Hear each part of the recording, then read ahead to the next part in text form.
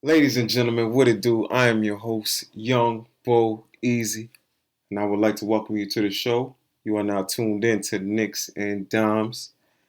Today's show is going to go under the umbrella of what I would like to call Dime Season. All right, today we'll discuss the top 5 trades that I got happening during this season.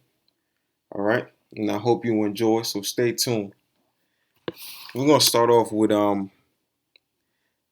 first off, I think this is going to be a great season. Like I think this is going to be one of the most interesting seasons that we've seen in a while. And the best season that we've seen in a while. For me, the layout of the rosters just all over the place. This draft class was just ridiculous. One of the best that we've seen in a while.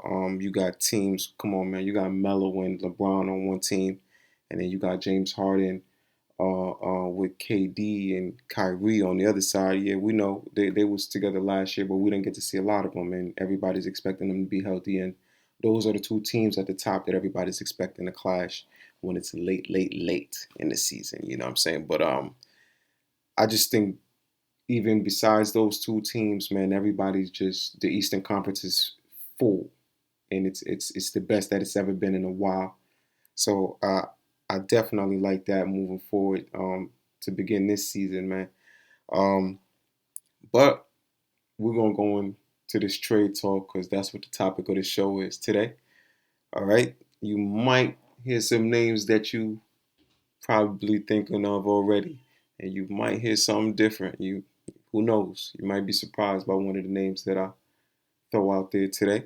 But nonetheless, we got 5 of them, and if these ain't guaranteed to happen, man. In my opinion, they gotta happen. All right. So number one on that list is Brandon Ingram. Brandon Ingram, I think, needs to get traded because unlike the beloved Knicks, LA Lakers, or sometimes you could probably even throw like a Miami Heat in there. They're not one of these over. They don't have that much cap room. You know, they're not a big market team like these other teams that I've mentioned. Um, the I don't see any more moves that the franchise can do. You know what I'm saying? I feel like they're at a standstill, and it's time to build around Zion. Zion is coming to the end of that rookie contract. More than likely, he's going to stay, which probably guarantees him to, including this year, be there for another 4 to 5 years, unless he's really upset within those. I would say the last two. But I would see him finishing out that whole contract, the contract that typically comes after the rookie contract. Um, I think they should give up Brandon Ingram to get you like a first round pick and some valuable pieces to put around Zion and start over in a sense. It wouldn't be 100% full rebuild because you do got a nice piece in Valanciunas and Zion, of course. And you got like Kyra Lewis. Who knows if he's gonna really come into his own and things of that nature. And you got some. It's the team is just not that impressive. So I feel like them being at a standstill, Brennan Ingram is a piece that you can get a nice first round pick for and some good quality players. I'm pretty sure, and just start over in that manner. But I don't know where Brendan Ingram could possibly go, but I just know that he needs to. At least this is my opinion. Next up, we got Cam Reddish at number 2. All right. I I personally love Cam Reddish, man. I'm a huge fan of Cam Reddish. I mentioned this on a previous show. I think this is somebody who has I don't know if I want to say star power just yet, man, but his playing style, man, I'm leaning towards like a PG, man. He's smooth. You know what I mean? The smooth, silky score kind of guy. Um, I like Cam Reddish a lot, man. I like him on my team. I don't know who I would give up necessarily to get him on my team, but I like Cam Reddish. But I would say you could trade him to get along, put along with some other pieces. and get you over the hump if you're the Atlanta Hawks. Um, we got this new rivalry with them, but if I'm taking out the whole bias thing, Atlanta's doing the right things. They're moving in the right directions, and I feel like anything that they do moving forward, unless they want to like purposely butcher the franchise, everything that they do moving forward is going to be is going to be progressive. I don't think there's any way to lose. I think they can only go up now. Will that up mean championship? I don't know, but it's just I would say in the next 5 year thing, man, I think they can go only up. Uh, get you some pieces that go over the hump. This year alone, I feel like they could crack into that top three. But if they trade him to get one of those pieces, they can definitely slide into that top three, and it's like a guaranteed top three seed, like they would be saying Brooklyn, Milwaukee, uh, Atlanta. Uh, if not one of those big pieces like a Bradley Beal, you could get you a B tier type player or some top role players. So one interesting one that I seen was a 3-team trade with Toronto and Memphis that would bring Atlanta Dillon Brooks and OG Anunoby. I think that's great, and I mean Dillon Brooks, great two-way player, could put the ball in the hoop. Definitely liable multiple games during the season to go for 20 plus, and he's always gonna play defense. He's always going to hack. OG Anunoby's constantly every year progressing in some way, and I don't think that's going to stop this year. Also, I think he's just constantly one of those hardworking players that wants to get better and does get better and finds a way to impact the team no matter what. So if you put that in Atlanta with John Collins, who just renewed the contract, he got Clint Capella, you got Trey Young, and then you put Dillon Brooks and OG Anunoby, you could probably still keep a Bogdanovich and just give up some picks instead. You might lose out on him though, but I think you got yourself a nice little setup with along with the Gallinaris, and their team is just really really complete. I love what they're doing over there. Um, but I mean, at the end of the day, I want my squad to beat them. I don't love them that much. Uh, But yeah, that's the type of trade that I would get for Cam Reddish. Next is a name that you guys probably see coming. I would probably say this is the biggest name on this list, and that is Karl Anthony Towns.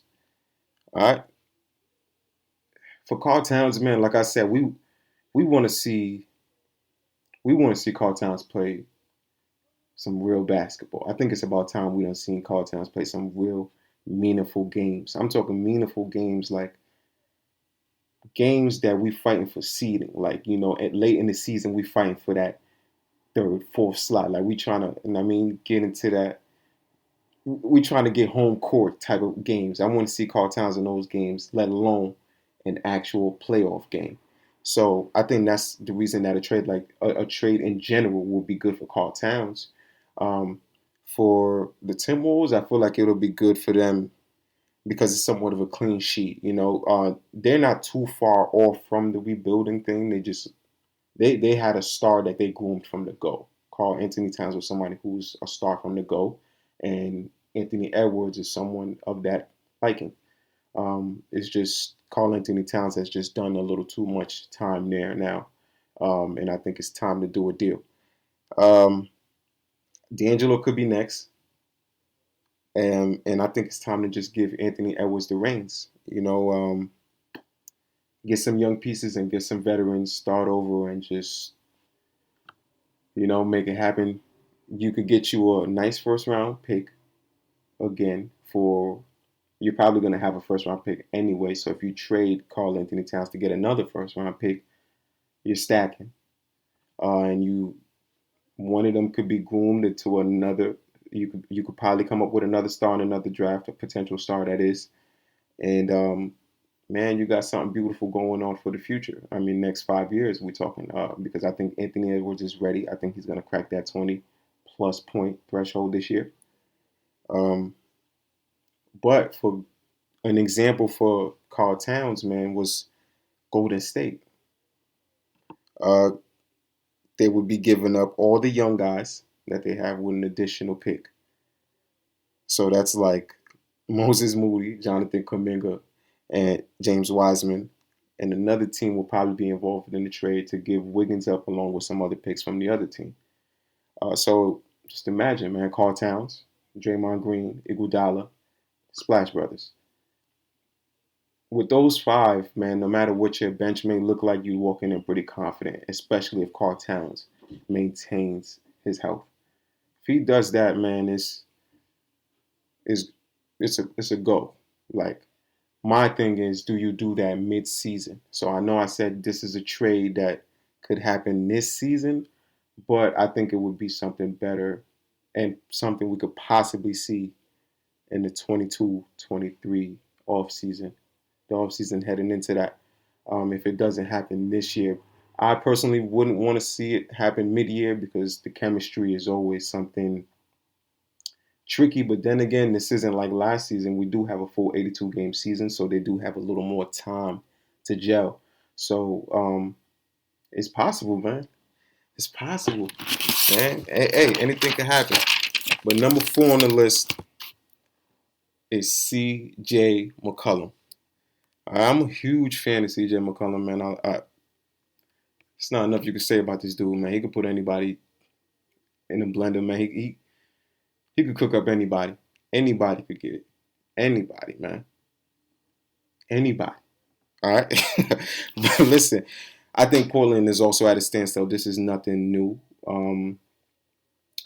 The season is not even started, and this is just me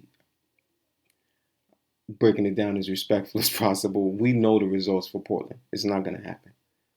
It's not going to happen. So I feel like it's just a matter of time to just start rebuilding. I feel like that cloud has low-key been looming over Portland Trailblazers for some time now, and it's almost I think it's now is that time because I think Damian Lillard isn't gonna be that loyal anymore. He's proved his loyalty. He's done everything he could for this franchise. It's time to go for Damian Lillard, and I think, like I said on the previous episode, CJ McCollum's value is slowly starting to decline, in my opinion. I think it's time to get the most value that you can get. You probably can't get a first round pick for him now, but you could probably get somebody of equal value, along with some maybe second round picks, or maybe some more players to just put around in a Portland Trailblazer roster to move forward in the future. But for Portland, I just think it's at a standstill, and there's no more. I even feel like it's just a playing game this year going in, and that's the peak that I got him at. All right, but the fifth and final person that I got possibly getting traded this season is Jaylen Brown. All right, I think with Jaylen Brown, I think you got to strike while the iron is hot. You know, the super team thing is it. Super teams is dope. That's what you want right now. Some people have different, you know, feelings about it, but the super team is what's winning championships right now. Except for last year, you wouldn't necessarily call the Bucks a super team. That was the way you like to see people winning. Um, but super teams are pretty much getting it done right now, 9 times out of 10. But even if you bring a third piece with Jason Tatum and Jaylen Brown that's on the market right now, I think you're still mid tier.